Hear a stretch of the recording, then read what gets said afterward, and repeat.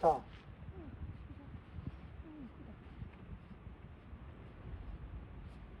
그래서 이 귀장질 마그마는 화강 섭로감이나 화강암을 만들어요. 색이 밝습니다.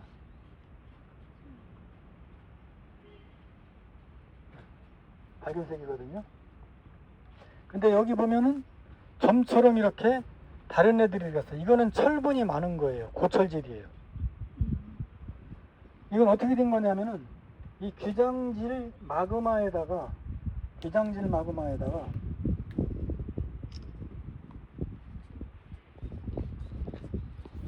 고철질 마그마가 섞인 거예요. 혼합된 거예요. 근데 이게 서로 성분이 다르고 비중이 다르다 보니까 물과 기름처럼, 물에 기름이 들어오면 어떻게 돼? 뜨잖아요. 그것처럼 얘도 섞이지가 않는 거예요. 둘이. 그래서 그 상태에서 굳으니까 어떻게 돼요? 고철질만 따로 이렇게 점처럼 박힌 거예요. 이걸 우리가, 이렇게 형성된 걸 우리가 포유암이라고 그래요. 나중에 점심 먹으러 축산 들어갔을 때 죽도산에서 이제 포획암을 보실 겁니다. 포획은 뭐예요? 잡는 거잖아요. 그거하고는 형성 자체가 다른 겁니다. 자, 이렇게 단열에 의해서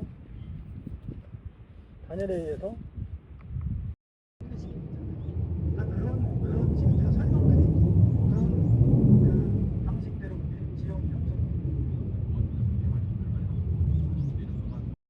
상당히 동글동글한 바위들도 있고 그래요.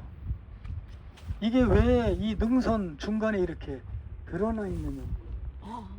그렇잖아요. 이상하잖아요. 누가 갖다 놓은 것도 아니고. 저기서 이게 아닙니다. 아니에요? 불러 떨어진 거 아닙니다. 자, 그러면 지금 이제 설명을 드릴게요. 최고. 이걸 우리가 핵석이라고 얘기를 해요. 코어스 스톤. 코어 스톤, 코어. COI 자, 핵석이라고 얘기를 하는데 이 화강 섭로감 핵석은 어떻게 만들어진 거냐면은 이제 밑에 내려가시면 보면 알지만 이 동해 지각이 이제 갈라지면서 그 힘에 의해서 태백산맥이 솟아오른 거거든요. 자, 그러면은 항상요, 땅이 이렇게 있을 때, 지각이 이렇게 있을 때, 이쪽에서 이제 판의 운동에 의해서 밀잖아요. 이걸 횡압력이라고. 그러면은 이 횡압력이 오는 방향에 90도 방향으로 땅이 갈라집니다. 이걸 우리가 단열이라고 얘기를 해요. 한번 말씀드렸어요. 이 단열 속에는 뭐가 들어가냐면 단층도 포함되어 있고 작게는 전리도 포함되어 있고 구조선도 다 포함이 되어 있습니다. 힘이 오는 방향에 90도로 갈라져요. 그래서 이 창포리 해안의 해안 지형을 지배하는 그 단열이 세 가지가 있습니다. 뭐냐면은 하나는 북서남동,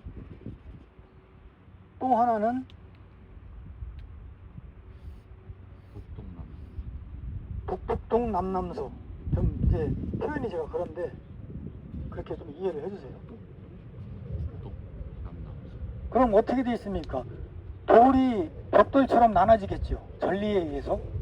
이걸 우리가 이렇게 단열이나 전리에 의해서 이렇게 나누어진 바위 덩어리들을 우리가 뭐라고 불러요? 이게 한국말로 다 번역을 해야 되는데 저도 번역을 어떻게 해요? 조인트가 전리란 뜻이에요. 우리말로 뭐 전리바위라고 해야 되나? 남산에 가면 많아요. 이게 이제 전리면을 따라서 결국 이제 불상을 조각을 하는 거거든요. 자, 이게 땅 속에서 이제 이미 묻혀 있을 때, 땅 속에 이렇게 이제 묻혀 있을 때 이미 갈라진 상태란 말이에요. 자, 그러면은 빗물은 이런 갈라진 틈으로 먼저 스며들게 돼 있습니다. 그럼 전리를 따라서 풍화가 진행이 되겠죠. 자, 그러다 보면 결국 어떤 일이 생기느냐면 이 안은 지표하고 다르게 수분이 오래 유지되죠.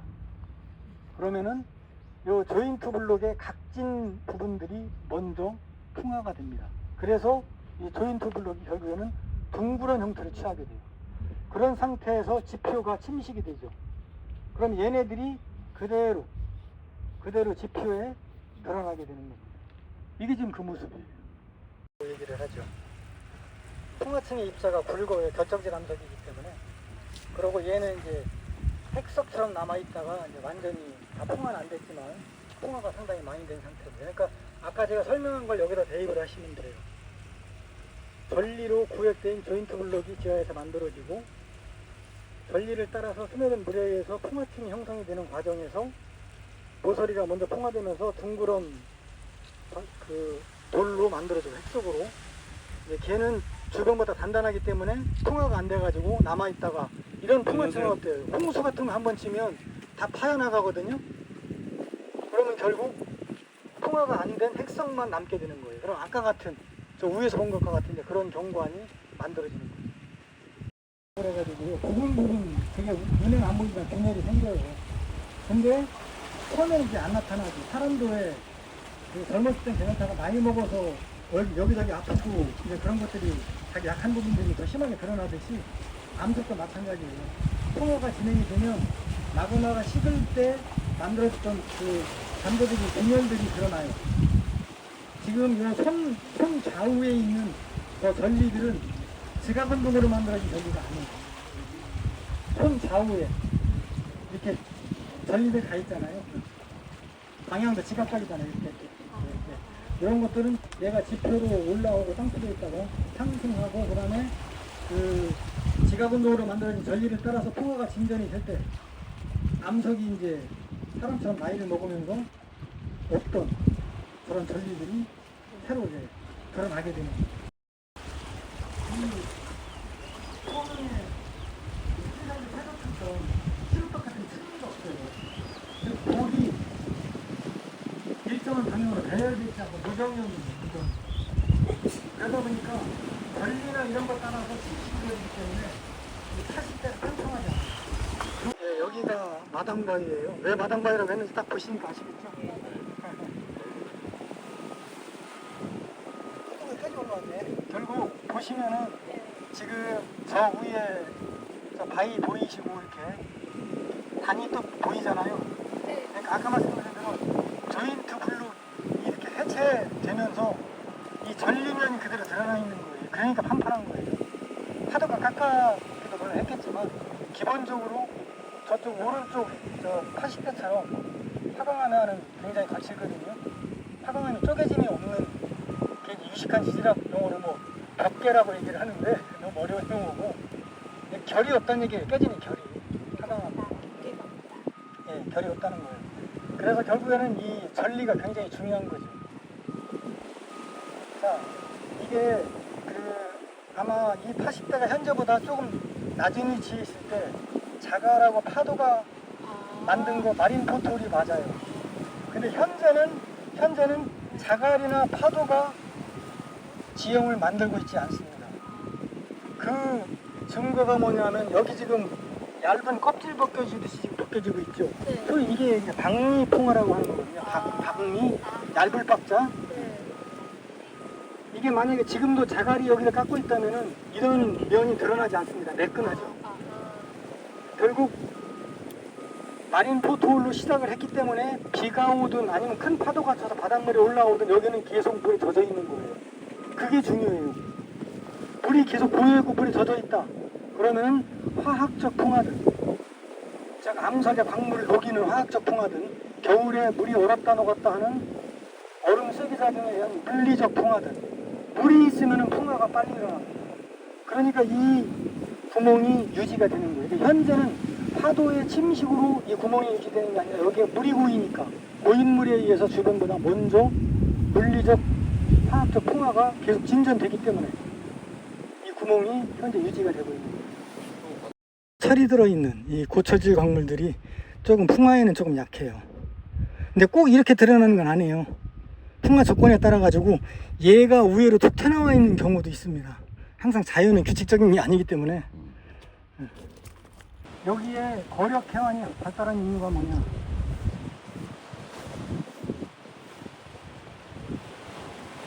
이제 마당바위하고 다 연결이 되는 거예요. 그렇게 하는 자갈의 직경이 256mm 이상 돌로 돼 있는 자갈의 안을 거력해 하는 거예요.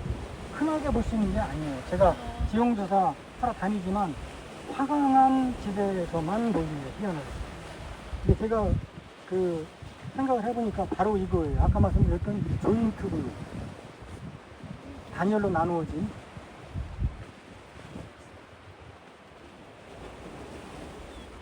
이 조인트 블록들이 결국에는 절벽이나 주변에서 떨어져 나와가지고 이쪽 해안으로 공급되니까 파도에 의해서 얘들이 움직이면서 깎여가지고 저렇게 돼요.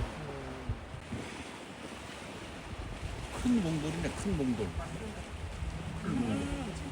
큰 몽돌. 거제 몽돌 해변에는 길로.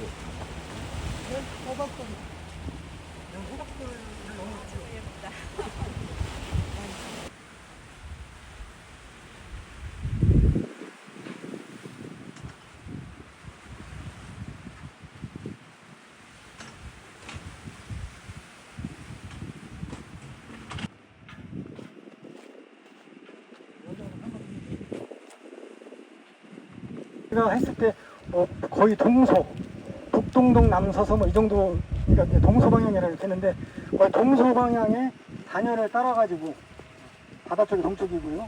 저 위치 쪽이 서쪽이에요. 단열을 따라가지고 이게 먼저 차별 침식이 된 거예요. 파도에 의해서. 근데 이쪽이 조금 가실 텐데 여기가 보면은 해안 쪽으로 이렇게 파고 들어오는 데는 전부 다 이 동서 방향의 단열이에요. 암맥도 이 방향으로 가 있어요.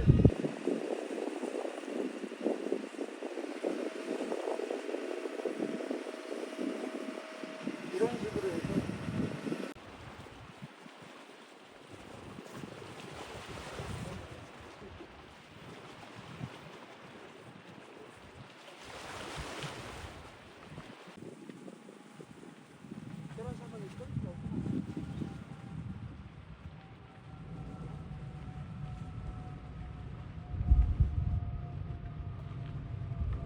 관입의 법칙에서 관입을 당한 암석이 관입을 한 암석보다 나이가 많습니다. 관입한 애가 젊은 거예요. 관입 당한 애가 나이가 많은 거고. 여기도 마찬가지입니다. 화강 섬노감이 먼저고 그 다음에 깨진 자리로 암맥이 관입을 한 거예요.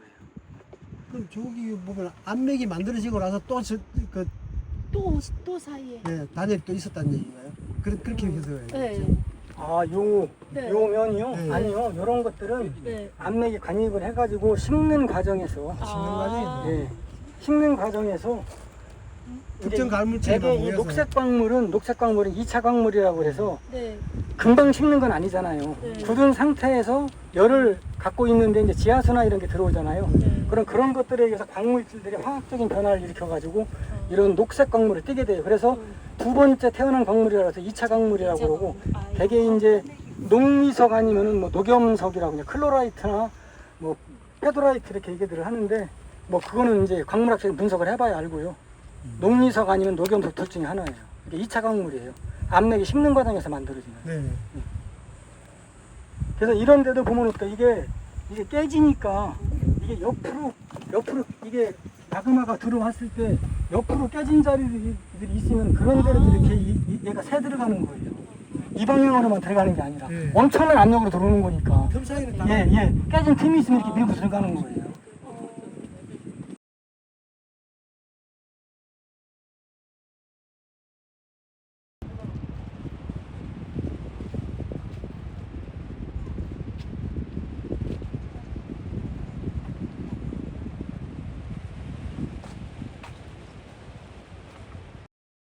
울련산 그 여감층이 분포하는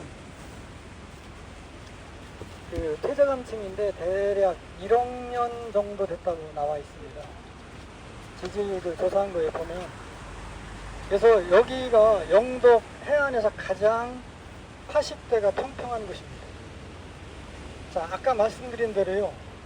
이게 암석의 구조가 풍화 침식에 영향을 미치고 지형의 형태에도 영향을 미쳐요. 이게 퇴적암 같은 경우에는 시루떡 같은 층리가 있잖아요. 이거는 해외 나가서 봐도 그렇더라고요. 이게 뱀산 같은 경우에는 서해안이라 사람이 여기가 약하거든요. 그런 데는 거기 뱀산 쪽은 해석권 있는데 거기는 굉장히 80대가 깜깜합니다. 여기도 동해안이지만은 이게 수중에서 화산재가 퇴적이 된 그 층이라 굉장히 층이 염리가 아주 치밀하게 가요. 고개 이렇게 뜯어져 나가니까 층리를 따라가서 뜯어져 나가니까 평평한 파식대가 만들어지는 거예요. 아까 우리 화강암하고 화강섬노감에 하는 파식대가 굉장히 거칠었잖아요. 울퉁불퉁하고. 근데 여기는 층리를 따라서 이게 침식이 진행됐기 때문에 이렇게 평평한 파식대가 만들어지는 거예요. 경경이 해야 그런데 여기가 재미있는 것이 여기 설명도 써있는데 여기에서 하천 그 구조가 나타나. 이걸 이제 하도 구조라고 해요. 채널 스트럭처라고 그러는데 또는 뭐 스트림 스트럭처. 강이 흐르면서 모래 자갈 이런 게 이제 뭐 퇴적이 되고 또 범람원도 만들어지고 거기에 또 생물들도 살았고 그런 하천 퇴적 구조가 이 퇴적암 속에서 나타납니다. 그래서 아주 좀 특이한 것입니다. 이 암 속에 들어있는 철분이 산화된 곳이 그동안 묻었기 때문에 붉은색을 떴습니다. 근데 제가 보니까 완전히 소위 이제 2마이크론 이하의 점토질 이암은 아니고 50마이크론 이하의 아주 가는 모래 있죠. 화인샌드라고도 그러는데 이암이라고 해도 사실은 실트에 가깝더라고요. 완전 진행은 아니고 그래도 그냥 현상 이암이라고 이름을 붙여놨어요. 자, 여기에 온 이유는요.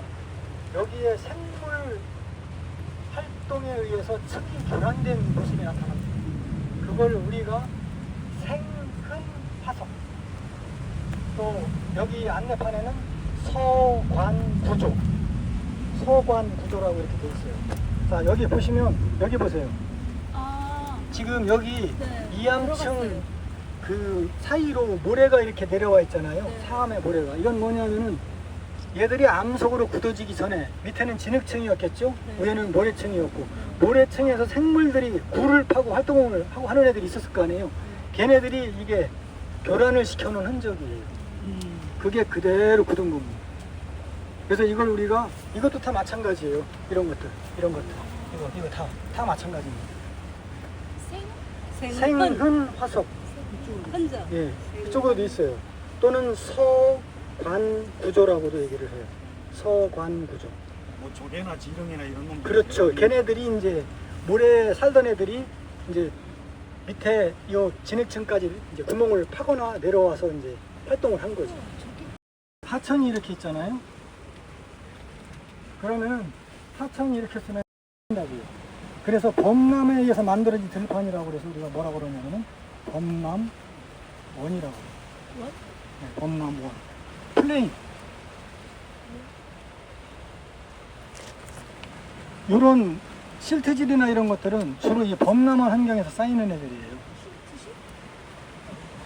요 이암이라고 하는, 적색 이암이라고 하는 거. 왜?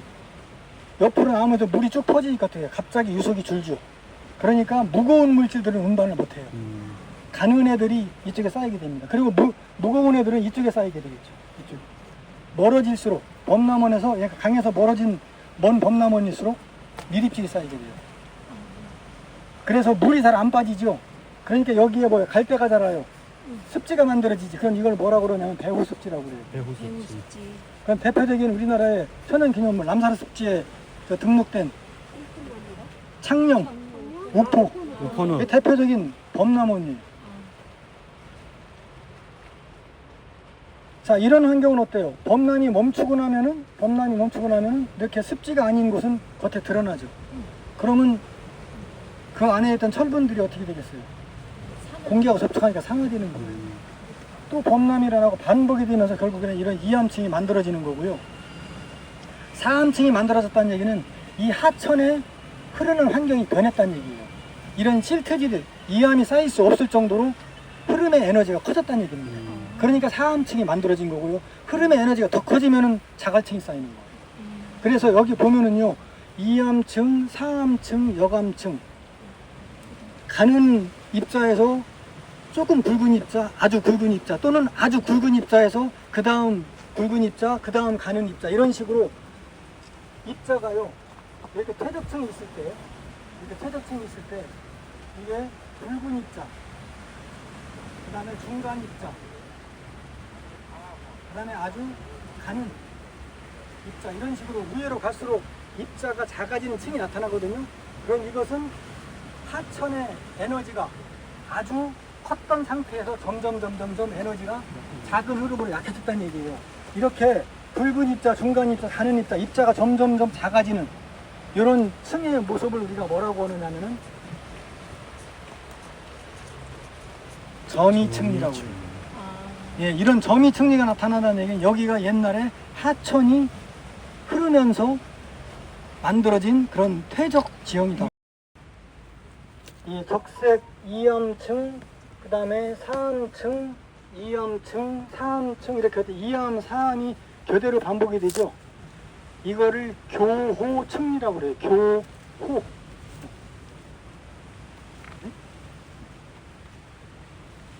이암, 사암, 이암, 사암, 이암, 사암 이렇게 반복되는 거죠, 층이. 그리고 여기 보시면은요, 여기 사암층에도 지금 입자의 크기가 부분적으로 달라요. 이거는 하천 환경이 아니면은 이런 걸 보기는 조금 어렵습니다. 우리 지금 요 갈라진 틈 사이로 얘가 지금 대입이 돼 있어요. 네, 들어와 있어요. 희한하죠? 근데 거기만 있는 게 아니고 여기도 있습니다. 여기도, 이쪽도. 그래서 요거는 아예 단층이라고 나오더라고요. 이 북북선은. 그래서 여기서는 확인을 못 했는데, 저기 아까 낚시 많이 한다는데, 저 시스템 있는데, 저기서는 이 2암층하고 4암층이 이렇게 쌓여 있는데, 이렇게 어긋나 있어요. 단층이라는 게 보여요. 북북선 남남동 방향에. 이 방향에 단층이 있다는 얘기예요. 우리가 전에도 말씀드렸는데, 단층을 한 번으로 끝났다고 생각하시면 안 돼요. 단층에 선 하나만 가는 게 아니라 주변도 같이 금이 가거든요. 그러니까 여기에도 보면 이게 북북선 남남동 방향, 그 다음에 북북동 남남서이고 거의 남북에 가까운, 예, 이 두 개가 이쪽 그 해안 형태를 거의 결정을 짓고 있습니다. 그리고 재미있는 거는 이게 단층이라는 걸 제가 어디서 감을 잡았냐면, 일로 와보세요. 지금 북북동 남남서 방향의 단열이 어떻게 되어 있습니까? 어긋나 있습니다. 이렇게 움직인 거예요. 그러니까 이거는 북북선 남남동, 얘는 이게 먼저 생기고 난 다음에 이렇게 주양이동을 했다는 얘기예요. 어긋난 거예요. 그러니까 얘는 단층이 틀림없어요. 이 방향 얘들은. 그냥 쭉 지금 저 같은 방향으로 지금 단열들이 가 있잖아요. 그러니까 흐름이 빨랐던 상태에서 흐름이 느린 상태로 바뀌면서 붉은 입자에서 가는 입자로 바뀌는 거예요. 요걸 우리가 점이층리라고 하는 거예요. 그러니까 그냥 하나의 예로 들을 수 있을 뿐이지 뭐 전형적인 점이층리라고 보기는 어렵고요. 근데 이게 호수 퇴적물이 아니면 전형적인 점이층리 안 나타나요. 하천에서는 어려워요. 왜? 호수는 물이 고여 있는 데서 퇴적물이 들어오는 거기 때문에 붉기에 따라 가지고 이게 분급이 잘 되거든요. 층이 역층, 뭐 왕모래층, 뭐 모래층, 실트층, 점토층 이런 식으로 저 차곡차곡 그게 그 구분이 되는데, 이게 흐르는 하천에서는 이렇게밖에 안 돼요. 그리고 이게 하천이라고 하는 것은 어디서 할 수 있냐면, 이 자갈의 장축이 어때요? 일정한 방향을 이루고 있습니다.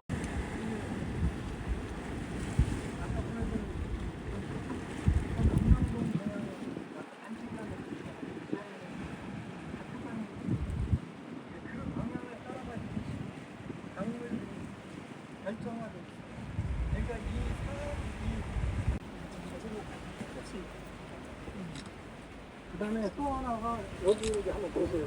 이게 역지 4층인데, 자, 지금 이 4층의 층리가 보세요. 층리의 경사가 보세요. 한번. 그래가 왔습니까? 그래가 알았습니다.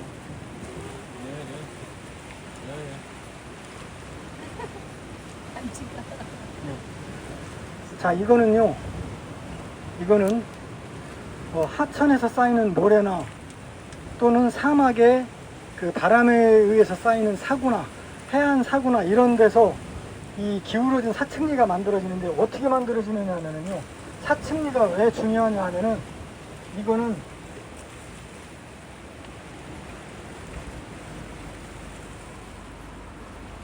유체의 흐름을 알 수 있는 거예요. 여기서 말하는 유체는 바람, 그다음에 물을 얘기하는 거예요. 그러니까 이 퇴적층이 쌓일 때 물이, 여기는 물이겠죠. 또는 바람이 어떻게 불었느냐. 예를 들어서 그 해안이나 사막에서 만들어낸 사고는 어떤 일이 생기느냐면,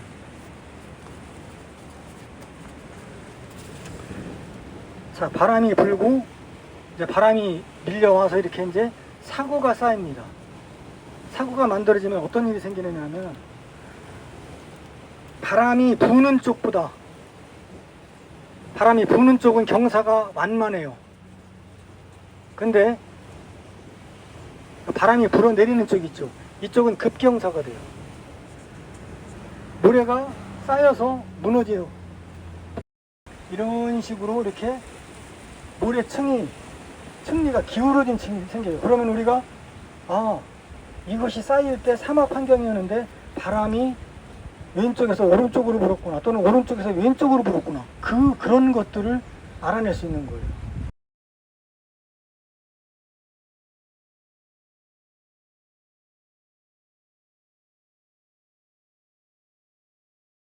그러면은 우리나라 지금 해안이라고 하는 곳은 해안이 아니라 육지였겠죠. 그리고 만이라고 하는 곳들은 만이 아니라 이제 하천이 파고 내려가니까 골짜기가 됐을 거고, 그 후에 이제 대략 10,000년 전쯤에 이제 해수면이 상승을 하거든요. 그러면 빙하기 때 파였던 이 골짜기들은 결국 바닷물이 들어와 가지고 이렇게 이제 만이 된 겁니다. 만이. 예.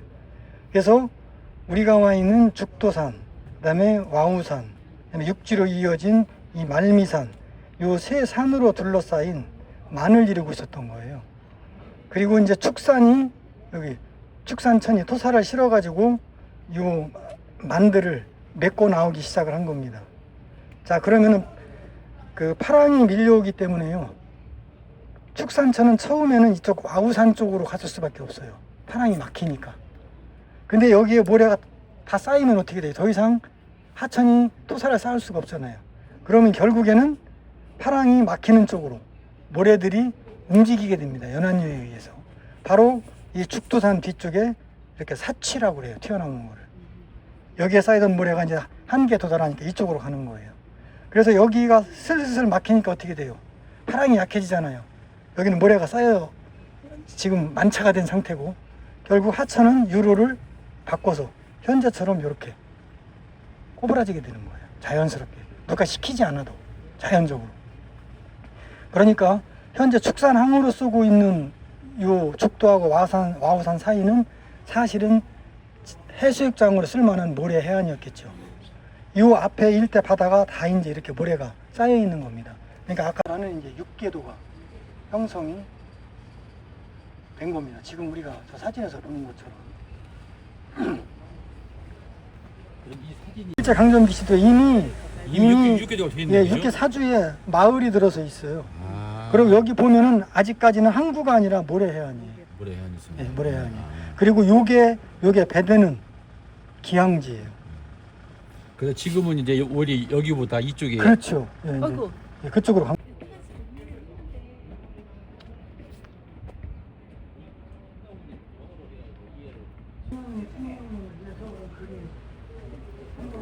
나머지는 바다입니다. 10,000년 전 상황이에요. 아, 만년. 네. 그러니까 빙하기가 끝나고 얼음이 녹으면서 해수면이 상승을 네. 한 시기. 네. 빙하기 때는 해수면이 100m나 낮았으니까 여기는 이제 큰 골짜기였을 거고요. 네. 얘들은 산이었겠죠. 네. 축산도 큰. 네. 자, 해수면이 올라와서 이제 바닷물이 이 골짜기에 들어오니까 이건 많이 됐겠죠. 자, 그 다음에 토사가 여기를 이제 축산천이 실어오니까 토사가 메꿔 나오기 시작했겠죠. 이렇게. 그래서 메꿔 나오는데 결국에는 이 축산천이 흘러갈 수 있는 방향은 육지 쪽에서, 저 바다 쪽에서 파도가 치잖아요. 파랑이 이런 식으로. 그러면 파랑의 저항을 덜 받는 쪽으로 하천은 흐르게 되어 있습니다. 사람도 그렇잖아요. 뭐 어려운 길 가지 않고 포장도로 가는 게 훨씬 낫잖아요. 산으로 가는 거보다. 그러면 얘도 축산천도 결국 이 와우산이 막고 있는 이쪽으로 처음에는 이렇게 흘러간다고. 그러면서 이쪽을 메꾸는 거죠. 이렇게 퇴적을 시키는 거예요. 근데 여기가 다 찼잖아요. 그럼 어디로 갈 거예요? 그러면 결국 이 제가 죽도를 좀 이상하게 그렸는데 이렇게 길은데 사실은 그럼 파랑이 막히잖아요. 그럼 여기에 약하잖아요. 그러면은 이 축산천이 실어온 모래가 이쪽으로 이동을 한다고요. 여기는 막히니까 가봐요. 그러면은 결국 여기에 이제 꼬리표가 붙는 거예요. 모래 뚝이 쌓이는 거예요. 이게 사치예요, 사치. 새 부리 모양으로 이렇게 뾰족하게 튀어나왔다고 그래서 모래 뚝이. 자, 그러면 얘도 결국에는 여기까지 이렇게 이제 파도가 들어오니까 이 축산천도 결국 이쪽에 모래를 쌓고서는 더 이상은 못 나가고 여기에 사치가 자라서 파랑이 막히니까 여기서 이렇게 유로를 트는 거예요. 쉬운 쪽으로. 그러면은 어떻게 되겠어요? 축산천이 실어온 모래가 또 육지 쪽에서 이렇게 커나가겠죠. 그럼 섬 쪽에서 커나온 애하고 축산천이 실어온 이 모래하고 모래떡하고 같이 합쳐지는 거예요. 그러면 이제 드디어 섬이 아니라 육지하고 연결이 됐죠. 그랬을 때 이 육지하고 연결시킨 모래떡을 우리가 육계사주.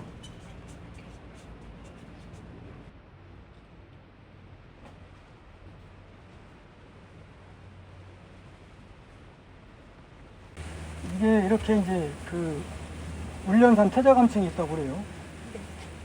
그러면은 이렇게 이제 단열이 가 있는데 요 밑에서 마그마가 들어온 거예요. 마그마가 이런 식으로.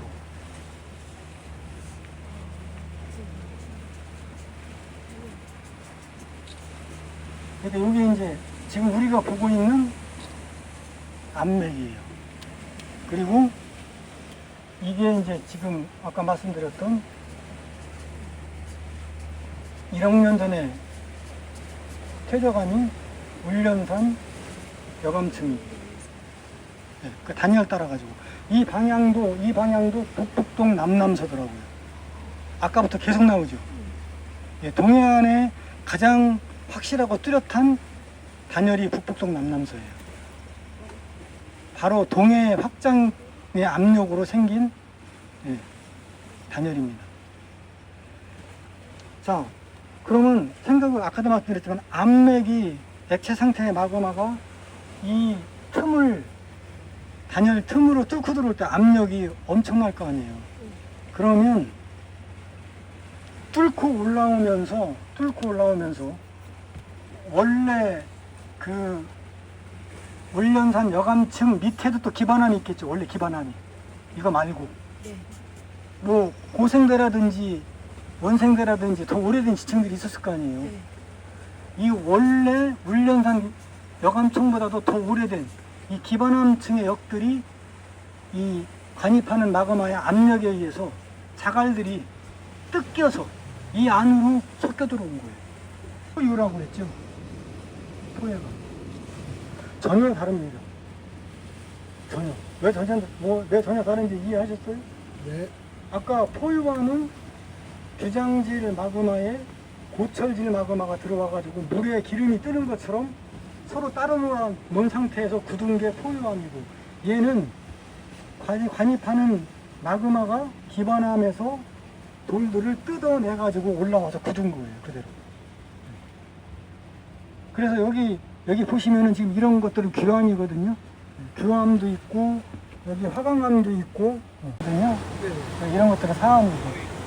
제가 알 수 있는 것만, 제가 구분되는 것만 말씀드리는 거예요. 기반암이 사암이었었는데 그러니까 밑에도 이제 저 사암층이 있는 거죠, 사암이. 화강암도 있는 거고. 네. 아니요.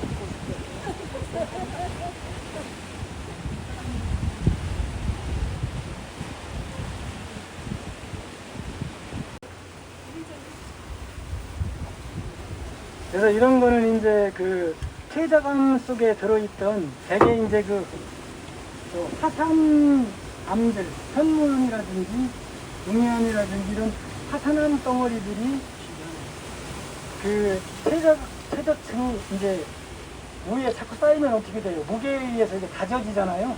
단단하게. 그거를 속성작용이라고 그래요. 다져지는 거를.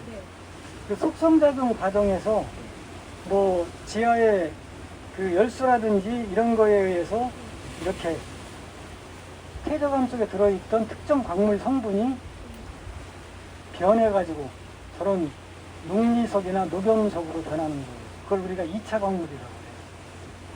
이게 이제 그거거든요.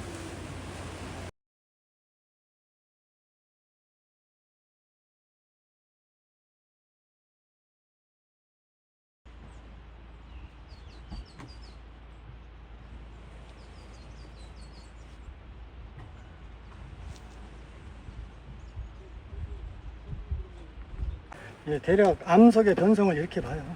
예. 이제 이게 꼭 이암일 필요는 없어요. 예. 그래서 이게 어디서 나타나느냐 하면은 그 아까 옥천대라고 제가 보여드린 거 있죠. 영남역계 북쪽에.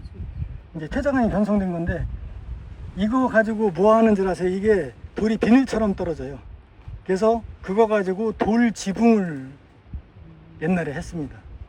그래서 옥천 충북 그쪽에 가면은 실제 79년 저 이제 대학교 1학년 들어갔을 때 답사하고 그러면은 돌 지붕집이 있었어요.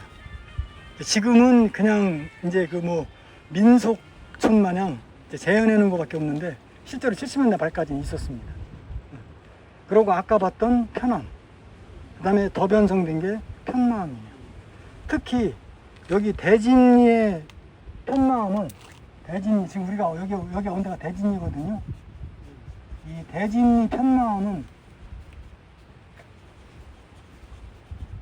그냥 변성이 아니라 아주 심하게 변성된 고변성암이에요.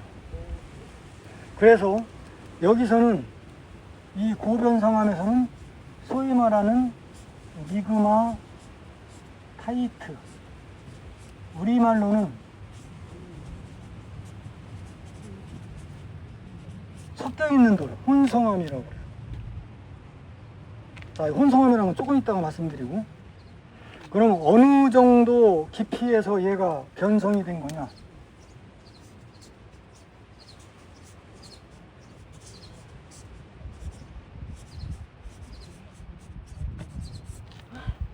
지하 22에서 24km.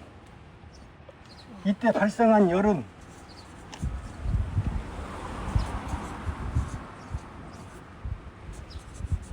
거의 1000도 가까이. 네. 자, 그 고변성의 증거가 뭐냐면, 이게 이제 편마암이라고 했을 땐 가장 특징적인 구조가 뭐냐면, 아까 편암은 편리가 있었잖아요. 얘는 아주 가느다란 뭐 이렇게 싸놓은 것처럼 그런 건데, 여기는 편마 구조라고 그래요. 편리라고 안 하고. 이게 있어야 편마암이에요. 이거는 특징이 뭐냐면은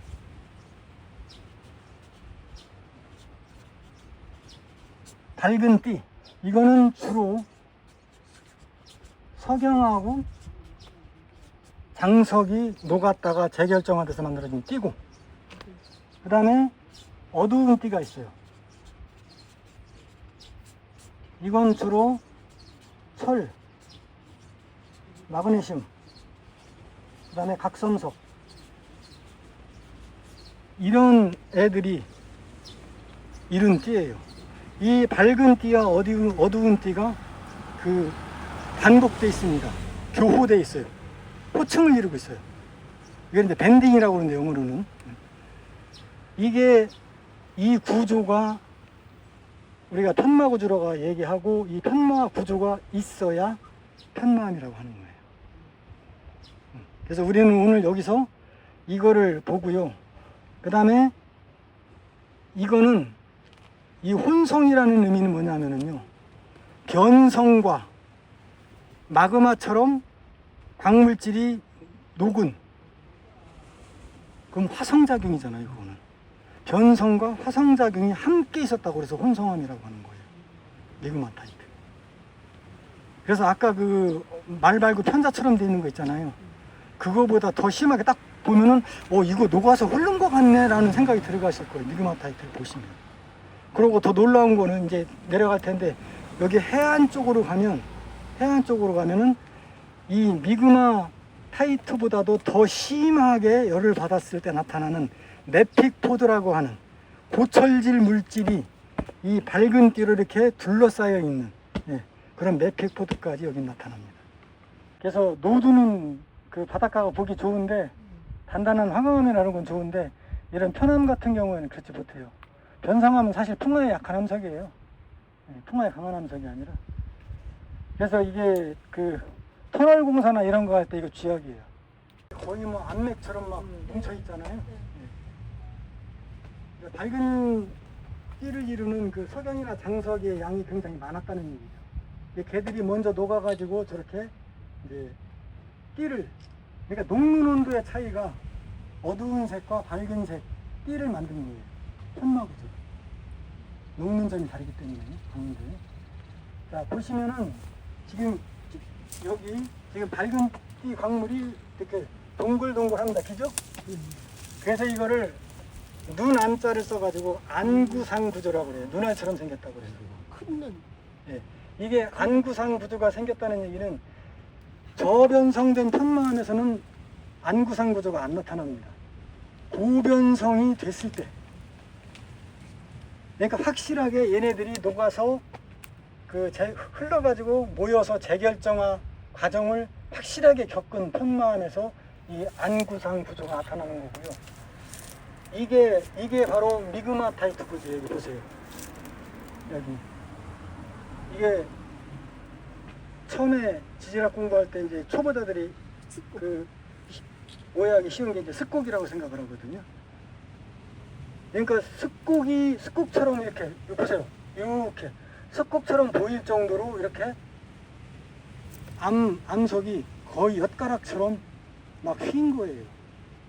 그러니까 검은띠 광물은 녹지 않고 엿가락처럼 휘고 그 갈라진 틈 사이로 먼저 녹은 석영장석 밝은띠 광물들이 그 틈으로 들어가서 띠를 이루고, 그러니까 얘는 그대로 있고 이 석영장석이 먼저 녹아가지고 갈라진 틈으로 흘러나와서 이렇게 굳어버리니까 이 고철질 광물을 둘러싸고 있는 이런 꼭 포획한 것 같은 그런 모습을 하는 거예요. 그래서 이 대진리의 편마암이 아주 고온 고압의 환경에서 변성된 편마암이라고 하는 그런 걸 지금 여기 이게 지금 잘 보여주고 있는 거예요.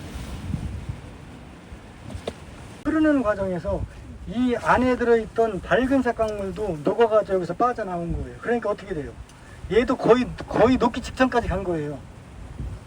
그래가지고 이 안에 있던 얘들까지 빠져나오면서 일부가 굳은 거거든요. 밑에 못 빠져나오고. 그러니까 이걸 완전히 진짜 그 철 마그네슘 각섬석 같은 이런 그냥 쉽게 고철질 광물이 이렇게 한 군데에 모여있게 된 거예요.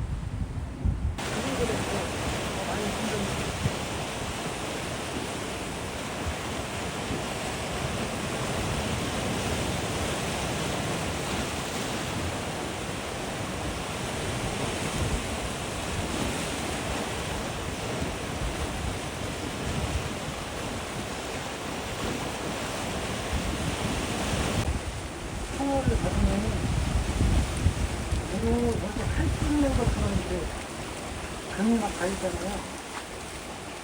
칼집는 것처럼 금이 가 있는 자리는 대부분 어두운 띠 광물들이 빠져나간 자리예요. 풍화가 어두운 띠 광물들이 석영 장선 말고 고철질 그 성분들이 먼저 풍화가 돼요. 그러니까 걔네들이 빠져나간 자리가 저렇게 살짝부터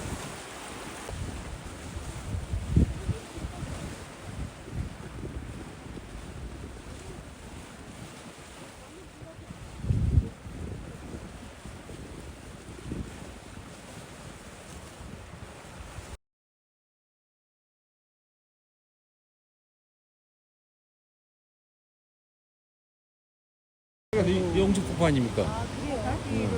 여기 저기 오다가 꼭 커브길 돌다가 선생님 내가 사진을 안 넣었네. 보면은 폭포 앞쪽에 절벽이 이렇게 굉장히 좁게 이렇게 협곡이 있잖아요.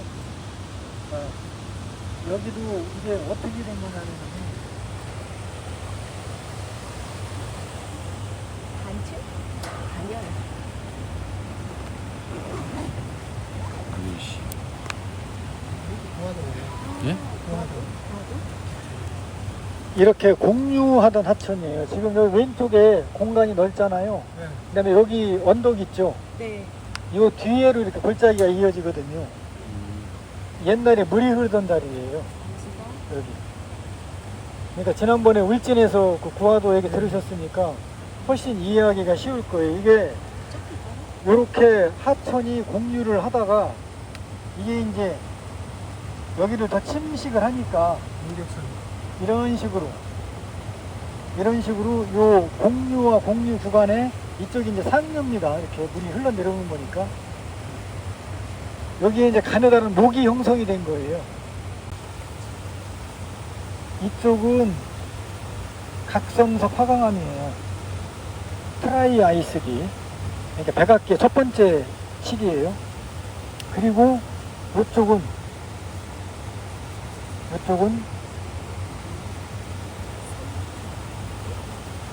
섬노감이 암맥으로 관입이 돼 있어요. 그러면 암맥으로 관입이 되니까 어떻게 돼요?